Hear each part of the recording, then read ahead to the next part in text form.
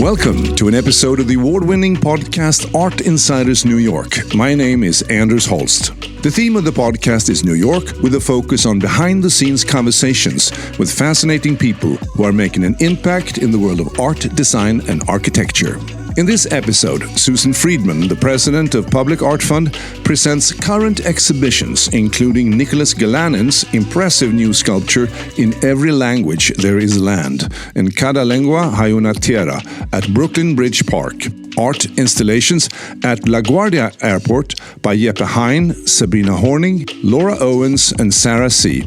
At Newark Airport, art installations by Karyn and Layqa Nuna Yawar, as well as art installations at the Moynihan Train Hall by Stan Douglas, Elmgreen Dragset and Kehinde Wiley. Public Art Fund is also behind the late Phyllida Barlow's final series of large-scale sculptures, Prank, in City Hall Park, that opened in the beginning of June. Public Art Fund believes in free access to great contemporary art for all, that artists are an essential part of our civic dialogue, and that art has the power to ignite conversations among different people, to open hearts and minds, and to help shape our collective future. So, Susan, again, thank you so much for doing this. Maybe if we could start by giving our listeners an idea of what the Public Art Fund represents. I get your beautiful newsletter, which is very concise, and there you have temporary and permanent exhibitions. And I thought maybe we could just survey those a little bit and see, Well, I have listened to previous podcasts of yours and noticed that all of your guests, of course, begin by thanking you for the opportunity to be part of this. And I don't want to miss my opportunity to thank you for your interest in Public Art Fund and taking the time to speak with me today. So that's very nice of you. Thank you so much. Well, I can say that the first time I got in touch with the Public Art Fund was actually the Icelandic-Danish artist. His name is Olafur Eliasson, when he did the waterfalls around Manhattan. I thought that was quite something. I was saying to someone just yesterday that I was down at the tip of Manhattan overlooking Governor's Island in Brooklyn, and that the waterfalls are indelibly marked on the skyline of New York for me from that project. And I will never look out and not see them, for which I am incredibly grateful. It was an extraordinary project, and the stars aligned for us on that, to have Mayor Michael Bloomberg in City Hall and to be able to create man-made waterfalls in the harbor of New York City and to give people a new way to experience the city. So many New Yorkers said to me, I've lived here my whole life. I've never been on the water. I've never seen the city from this perspective. And of course, that's what the Public Art Fund's all about. It's about giving artists opportunities to realize their dreams, to make these extraordinarily ambitious projects which use the city as their canvas, and to surprise and delight New Yorkers and visitors to the city in their daily lives by coming across these interventions which reframe the way they see the city and the way they interact with the city. And the dialogue between people around this art is very exciting to eavesdrop on and to directly engage in, because everyone in New York has an opinion. Mm-hmm. So you get to hear what they think. And of course, making art so accessible and immediate for people, free of charge every day, art you can touch and explore, is really something very exciting for us. That is fantastic, and I read somewhere in an interview with you that one of your favorite moments when you saw Louis Bourgeois' spider at Rockefeller Center, the mother spider and two other spiders. It was gorgeous, and at night it was just magical, and it was unexpected, and that's so much of what we do is just unexpected. Yes, I would like to maybe start at the Brooklyn Bridge Park, and that's pretty new, that installation by the artist Nicholas Galanin's huge structure there that says land. It does indeed, and if I were a linguist, I could give you the full title. in English and in Spanish, but we can leave that the challenge of our listeners. But yes, it was installed last week. It's made from the same materials that the border wall is made from.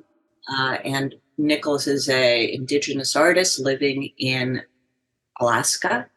And of course, issues of land are very prominent in everyone's mind right now, but certainly for him as an artist. I love the fact that it's actually the letters of land in various formations here. That is interesting. So when you work at the Brooklyn Bridge Park with a new installation by Nicholas Galanin, how does that project come about? I mean, do you work, is it a committee that's working? Is it Nicholas Baum, your chief curator? We have a brilliant curatorial team led by Nicholas, who is our executive and artistic director.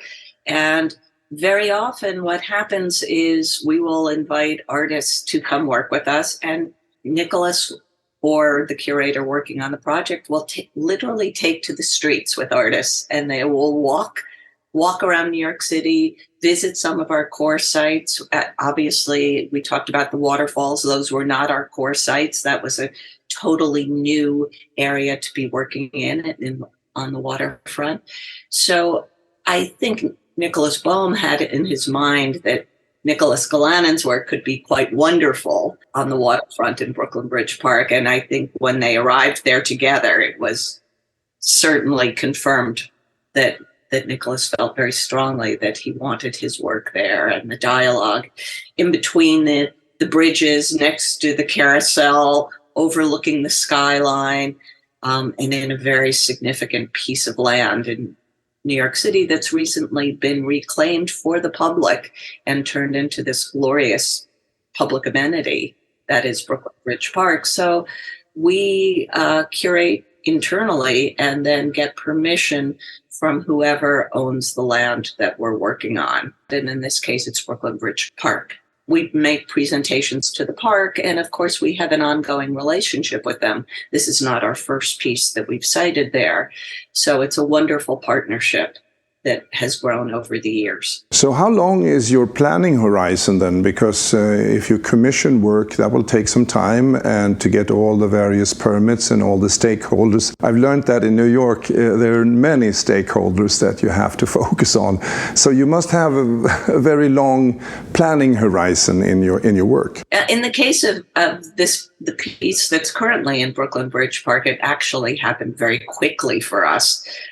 Normally, it's probably a 2-year minimum. We're normally planned out 2 or 3 years in advance. For the waterfalls, that was an even longer horizon, as you can imagine, because we had to get permissions from the state, local, federal government, from many environmental agencies, landmark agencies, the Army Corps. It just went on and on and on the list of permissions. But in a site like Brooklyn Bridge Park, where we have a relationship with the site and the site owners, it's not quite as complicated. And it was a matter of Nicholas coming up with the idea and doing the engineering and the fabrication. And I can understand the landowner's interest in this as well, because the sculptures is incredibly impressive. And it reminds you of Robert Indiana's sculpture Love. Here it is, yes. Land, and it's also twisted in several dimensions. So I find it incredibly impressive, actually. Yes, I think it's a very intentional nod to that work. Other projects that may interest our listener is, of course, the work that you have done with the 2 airports at Newark Liberty Airport and at LaGuardia.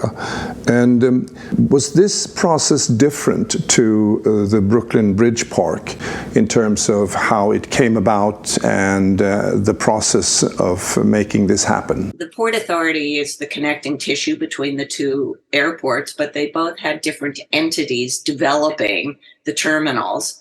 And in each case, there were different panels that were assembled to review the artwork. So we solicited proposals from a group of artists, and the ones you see today are the ones that were chosen. And of course, what's so exciting to me is if you want to see one of Laura Owens's great works of art, you don't go to one of the museums in New York City necessarily, where a work of hers might or might not be on view, but you go to LaGuardia Airport. And of course, it's the largest piece she's ever done, one of the largest mosaics that exists in North America. And, for people who are coming to the airports now, of course, Sarah Sze has a beautiful show at the Guggenheim Museum, which references her work at LaGuardia. Laura Owens did the mosaic piece, and Sarah Sze did the three-dimensional piece that hangs above the arrivals area. So you can look up from arrivals, and when you enter the airport to depart to your destination, it's the work that you see centrally located. I also know that you do have seminars around the projects that you do. I actually attended the one about the Newark airport, where you presented Layqa Nuna Yawar's brilliant, it's like a mural almost, like a multimedia,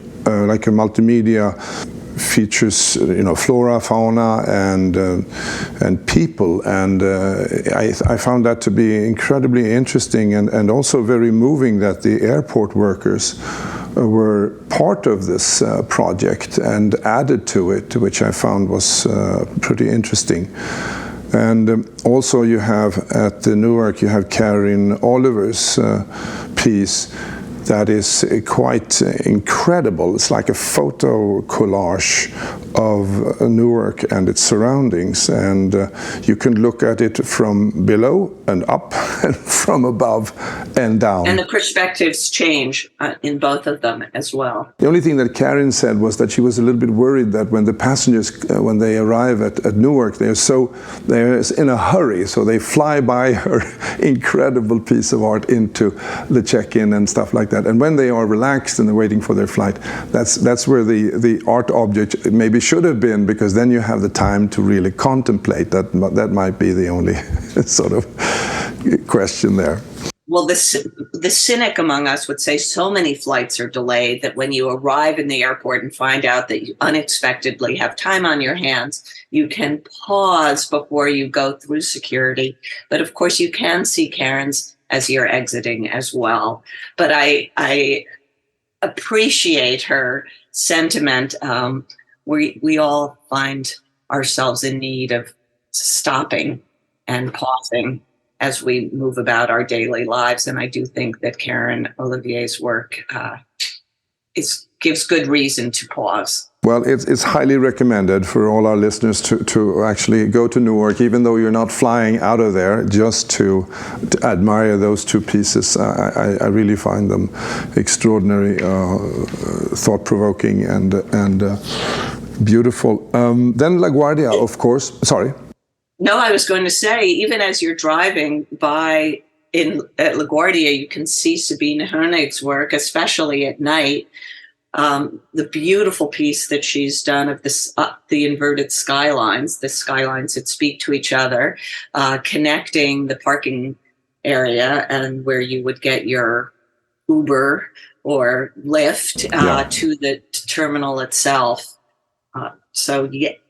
Remarkably, during the pandemic, when there were so few places one could go to see art, people did go to LaGuardia, and when Moynihan Train Hall opened, to the train hall to look at these extraordinary installations of museum quality art. And the guards needed to learn both where the work was and what it was, because so many people were coming into the buildings not for transportation, but to be in a large, splendid civic space to breathe and reflect and see beautiful artwork. I haven't seen Sabine's work in person.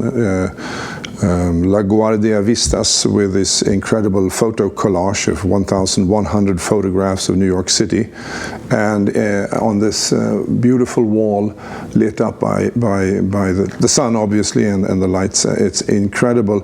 And then there's also some playfulness going on there at La Guardia through Jeppe Hein's work. Indeed. Called All Your Wishes. Now, so what is that? It's a series of balloons that, in fact, are so lifelike that one maintenance person got out a ladder thinking a balloon had, in fact, escaped someone's grasp and was up against the ceiling, and then realized it was not. But there's a wonderful pathway of over 36 balloons, I believe, as well as wonderful sculptures that are benches to sit in and relax in. And those are past security, so you can take your time enjoying them. But they're looping benches. They're in a bright orange. And every time I've been to the airport, I usually see people curled up in them reading, or kids coloring or on their iPads and just enjoying these non-traditional, fun ways to experience the art and the airport. Yeah, I think it's a very great idea to have that, especially in that kind of a setting. And I read about it, and it says here that one of the intent is to spark joy and alter perceptions and open the viewer to new experiences. And I think that is probably the ethos of everything that you do, in many ways. At LaGuardia, there's also artwork by Laura Owens, which celebrates New York and depicts dozens of iconic images and motifs. So we're talking about Brooklyn Bridge Park, we talk about the airports where you can see all these things. And Moynihan Train Hall you mentioned too, which is quite extraordinary. And I had no idea that this sculpture of the cityscape that comes from above onto you, so you're actually flying over the cityscape in a sense.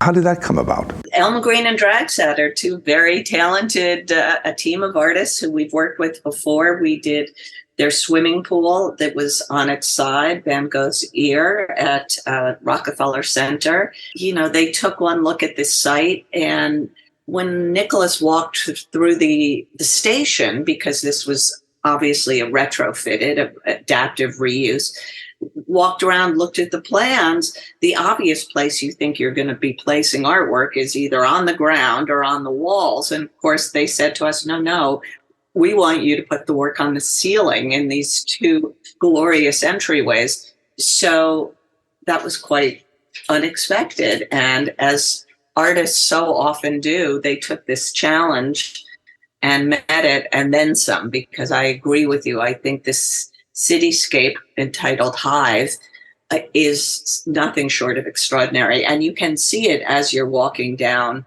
31st Street. And then Kehinde Wiley's incredible piece with the break dancers in a stained glass window, certainly unexpected, an extraordinary reference to breakdancing, which really began on the streets of New York. So grabbing a piece of New York City culture, putting it on the ceiling, totally inverting the way we think of stained glass windows and what we expect to see when we're looking up at the sky. So I think that both those artists, or all three of the artists, brilliantly handled the commissions.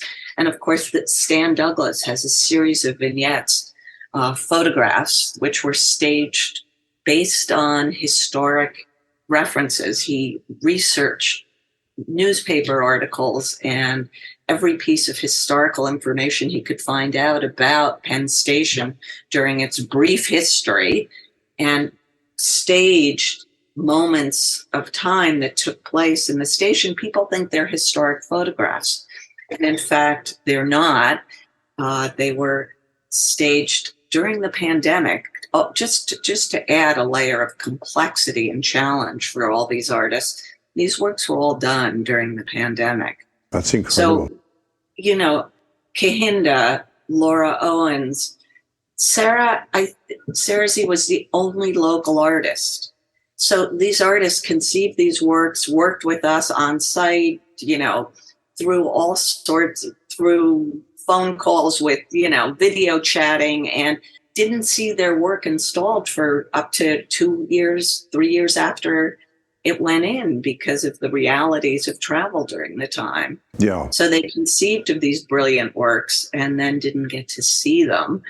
But of course saw that they were being received quite enthusiastically by audiences and the public here in New York. Yeah, it's incredible. Stan Douglas' work, Penn Station's Half Century, as you mentioned, reminds me of someone who said, and probably you know this, a quote said that when you arrived through the old Penn Station, you arrived as an emperor to New York City when you walked down those stairs, and he contrasted that by this Penn Station we have now, where you come crawling up like rats on the staircase up to the city. It was a terrible loss to lose that building, of course. And we should also add there that the buildings that are coming towards us from the ceiling are actually combined landmarks from Chicago, Hong Kong, Kuala Lumpur, London, Paris, as well as New York. So that, I think, adds an interesting dimension, because I saw some Jean Nouvel's building from London there when I looked at the picture. So that's a fun little thing one could do. A nod to travelers internationally, a bit of home for everyone in New York. Yeah. Such an international city. I think it's genius. I think it's courageous, and it's so smart and intriguing. And Kehinde Wiley's work, of course, with these breakdancers that seems to be floating up towards the ceiling. It's I think I congratulate you. Now, when you're working with the airports and the Moynihan Train Hall, and you do it in partnership with other organizations, what is your role? We have a project management team. So one of the advantages of working with Public Art Fund on these permanent commissions is that we can deliver the whole project, from a curatorial, realization, marketing, expertise. Our team knows how to do it all.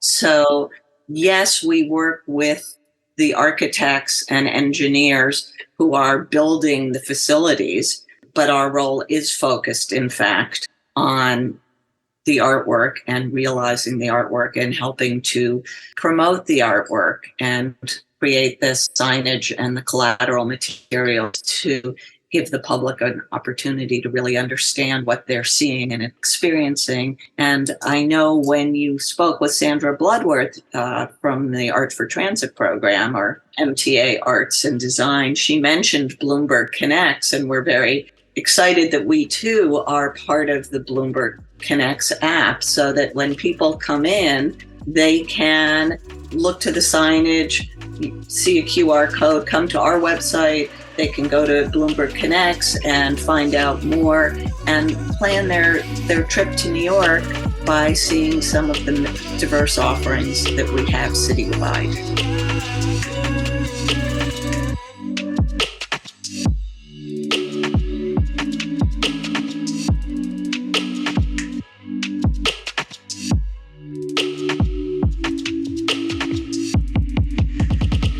Let's turn a little bit to the Public Art Fund, and the question is, of course, how did this come about? And when we look back, it's very difficult not to talk about your mother. I'm delighted to talk about my mother. It's a great source of pride for me, and great institutions and cultural legacies that we take for granted now in New York City are the genius or vision of individuals. And in 1977, my mother was leading two presenting arts organizations, City Walls and the Public Arts Council. City Walls was primarily painters who, during the fiscal crisis, sides of walls were suddenly left bare. And once again, artists are called in to solve urban dilemmas or challenges. And City Walls was born, and artists were being commissioned across the city to paint sides of walls, which some have now been obliterated because construction came back and the walls were no longer visible. Richard Haas has a wonderful Trompe l'oeil mural down in Soho, which can still be seen. Frosty Myers has a piece on Houston Street. Down by NYU, there's a city wall by Tanya. But then there was the Public Arts Council, which was part of the Municipal Arts Society, and which was really creating opportunities for sculptors to do temporary work. And my mother had this idea to sort of bring the two together and to found the Public Art Fund with this notion of giving artists a chance to be in dialogue with the city and bringing art out of the traditional confines and venues of museums and galleries and concert halls, and giving them a new platform and giving the public a chance to experience art as part of their daily lives. So your mother, Doris Freedman, she actually has a plaza called after her. Doris Freedman Plaza at the entrance to Central Park at 5th Avenue and 60th Street. Perfectly aligned for this conversation, has an extraordinary work by Barty Kerr, which is entitled Ancestor. So there is my ancestor. It's a wonderful figure that she has created, which harkens back to the ancestors that are part of who we all are, individually and collectively. Your mother did a lot of things. Apart from what we mentioned here, she also legalized artist residence in Soho loft buildings, which I am very grateful for because I live in one. And she also was a supporter of the percentage legislation. She protected the Grand Central Terminal, and she was involved in a number of different organizations. So what was her gift?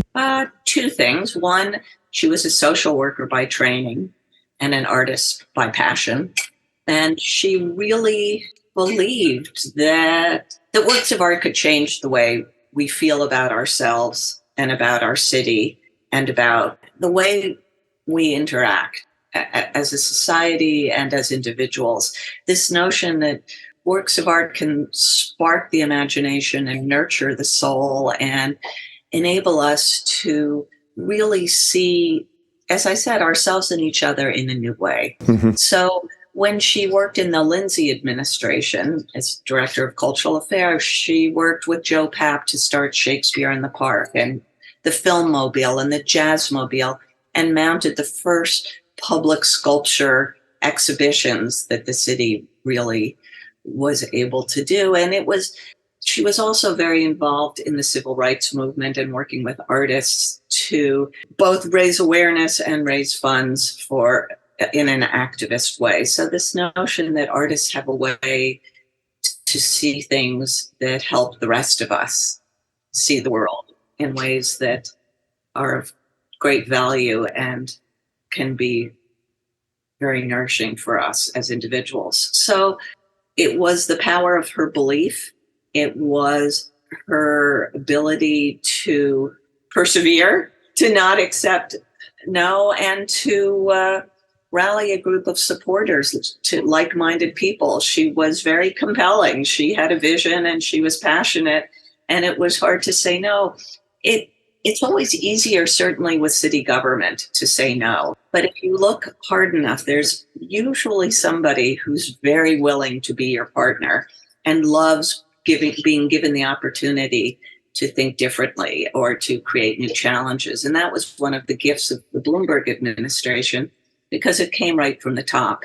And the mayor said, this is good for our city, and let's find ways to do it. Yeah. So we did a project with Con Edison and Lawrence Weiner. And the people at Con Ed loved working with an artist on creating manhole cover. They loved the challenge, thinking in a new way, and were grateful for the opportunity.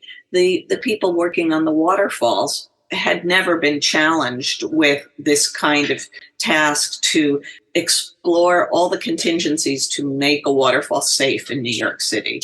Yeah. What did we need to consider about the quality of the water and the spray? And the one thing no one thought of was the salt. That water was very clean. We had it zapped and lots of different ways that we purified the water, but there was no desalinization. So when the spray blew, there were trees that browned and went dormant earlier than they would have normally. They all came back the next season, but that was the unexpected. Yeah, it was interesting for me to understand. You mentioned in an interview that the Public Art Fund came out of the 1960s, happenings in the street, and was a whole new way of engaging artists in the city. And I find that very important when you look back at the history here to see that that is also a driving force here. And your mother, Doris Freedman, of course, was one very important person here. She's the founder of the Public Art Fund. And it was very interesting when I read that she enjoyed public controversy that modern sculpture frequently provoked, and argued that this in itself could aid the function of art. And so I was thinking, is there enough controversy today, do you think? Are we doing enough to provoke people's feelings and their views on certain things? Is that something you think about? Well, it is. I think my mother loved the idea that people were talking about art. People who suddenly had permission to talk about art, who didn't think it was that they had a background in art or that it was for them. Public art is for them, and they have every right to talk about it and have opinions about it. And one of the things I love about sites that we curate on an ongoing basis is that it helps people develop a sense of taste and think about art and the way they see the city in a new way. Oh, I love that piece, but this one's even more exciting to me because fill in the blank. I think when my mother was talking about that wonderful discourse of getting a whole city talking about an artwork and how amazing it could be that you place a tiny object somewhere that can inspire outrage or delight, the level of I think the level of discourse today isn't as polite and forgiving as it was when she was talking about loving the dialogue surrounding public art and loving the idea that people were, in fact, talking about works of art and talking about the role art played in the life of the city. We're at a much meaner moment in time, or less forgiving and in some ways less open moment of time, I think. And I'm afraid that sometimes the discourse isn't as open or forgiving. The spirit of exploration and really trying to understand what an artist is trying to say, what a work would mean for one community versus another community. Some of these conversations get lost. And of course, the background of an artist is very much at the forefront often of how people view their work. We see artists being canceled, their work being taken out of museums. It is a moment in time when things are very much in flux, I think. And I think we could all be a little bit more, give everyone a little more grace. Yeah, but maybe the Public Art Fund is more important than ever because it actually brings people sort of physically together to look at art and discuss art rather than sitting in front of your computer. Perhaps you have a much more important role to play today, given the environment that we live in. Well, I think so. I also think we have a sacred trust with the public. People are not choosing to look at the work we present.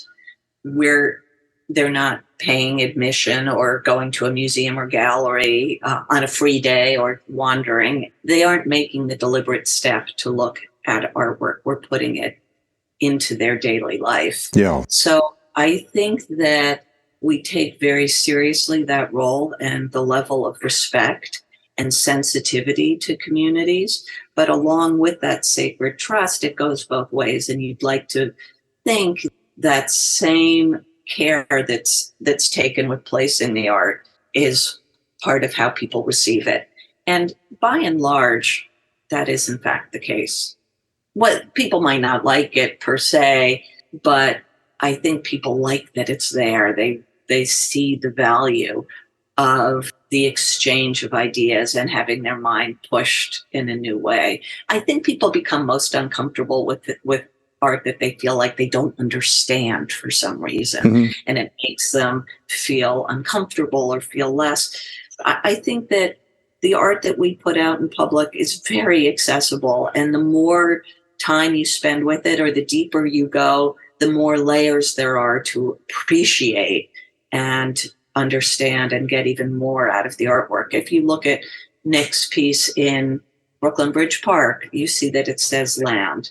If you know Robert Indiana's work, it adds another layer to it.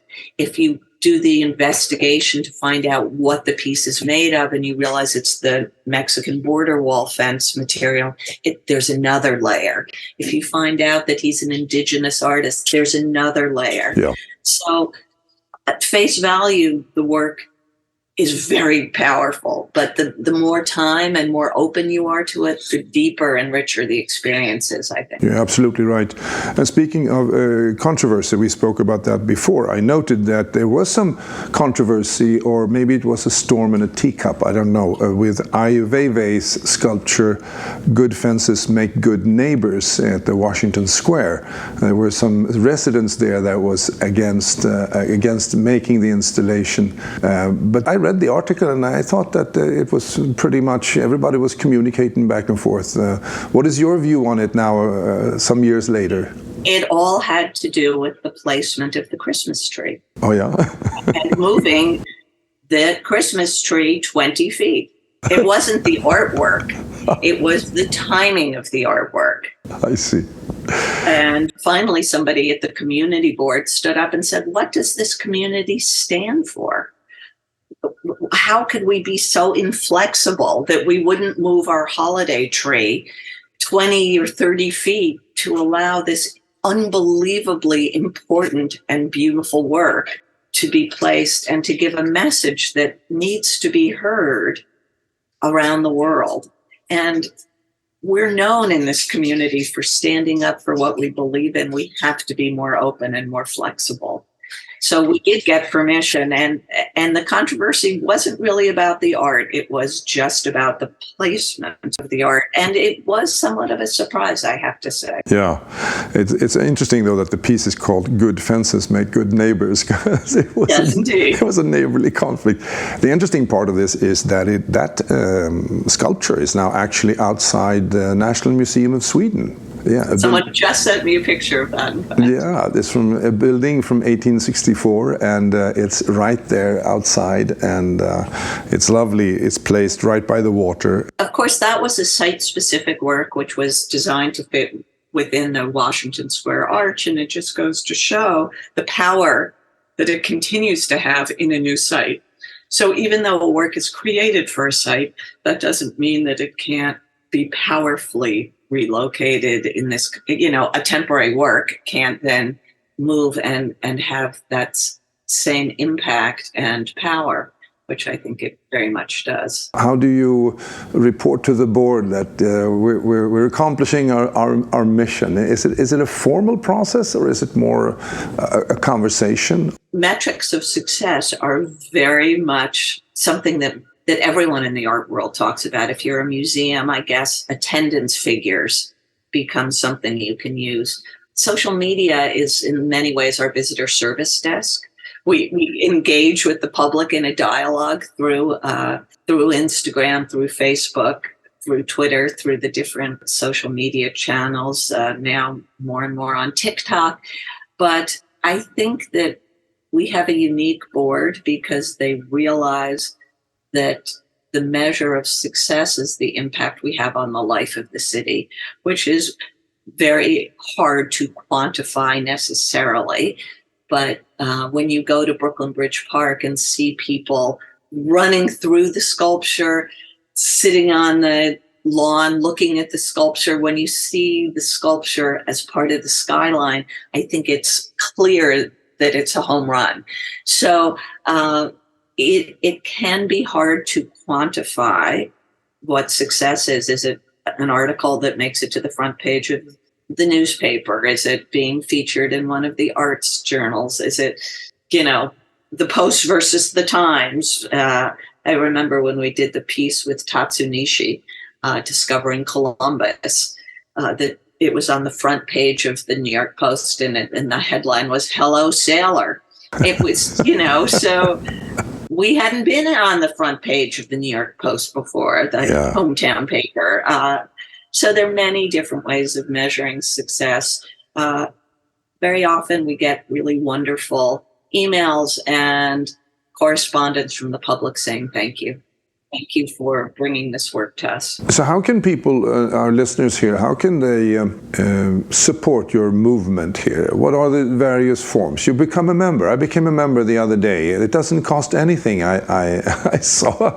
And so you can donate. What other opportunities are there? You can come to our talks. Mm-hmm. You can visit our website. You can visit our social media sites, and you can let us know what you think. And of course, we accept monetary support, large and small. It takes a village to make public art, and every contribution matters, and it all adds up to enabling us to do the work we do. Looking back at your career at the Public Art Fund, and you're looking ahead, what would be your dream project? Part of the joy of this job and why I could be at the Public Art Fund for over 3 decades is the unexpected. And this notion that artists see the city in a whole new way. So when Ai Weiwei did a 5-borough exhibition with us and was in the subways and street banners and bus shelters and Link NYC kiosks, as well as the sculptural pieces that were at, as you mentioned, Washington Square Park, at Doris Freedman Plaza. We had pieces that were fences as part of the architecture in the city. We had the piece in Flushing Meadow Park. That was beyond my imagination. Who thought that we would be in all 5 boroughs in this kind of way? We recently did one of our bus shelter projects that we're now in New York, Chicago, and Boston, and we were in Abidjan and the Ivory Coast, because the artist is from there. Did I think we would be in Africa? How spectacular. Did I imagine waterfalls in the New York City harbor? It was beyond my imagination. Did I think we would do permanent works in these grand civic spaces, these transportation hubs, transforming them into really celebrated civic structures? Moynihan Train Hall, LaGuardia, JFK, the collaborations we're doing with Lincoln Center. I couldn't have imagined them until these partnerships became part of our reality and we were able to explore new territory. And of course, it's the work of the artist. So the joy for me is that I can't really expect what's next. In the near future, what is happening? What should we look up? You mentioned an exhibition earlier here that's coming up. So we are now in May. So June 5th, just weeks away, is a new installation taking place. And Felipe Baez is our next JC Decaux artist, which is the partnership we have in the bus shelters. And that's going to be in New York, Chicago, Boston, and Mexico, and that opens on August 9th. So we have a June opening in City Hall Park, and then we have an August opening. Again, it is really just a privilege to work with such a huge spectrum, with such a diverse group of artists who really bring the unexpected into our daily lives. And as I said, when you asked me what's the dream project, the fact that I can't imagine it doesn't mean that an artist can't, and that's what's so exciting for us. That's a very good way of putting it. I hope that the listeners will think, when they are at the Museum of Modern Art, for instance, of detouring to go to see the work at Doris Freedman Plaza, when they're enjoying Brooklyn Bridge Park, that they'll walk to the northern end to see Nicholas Galanin's piece.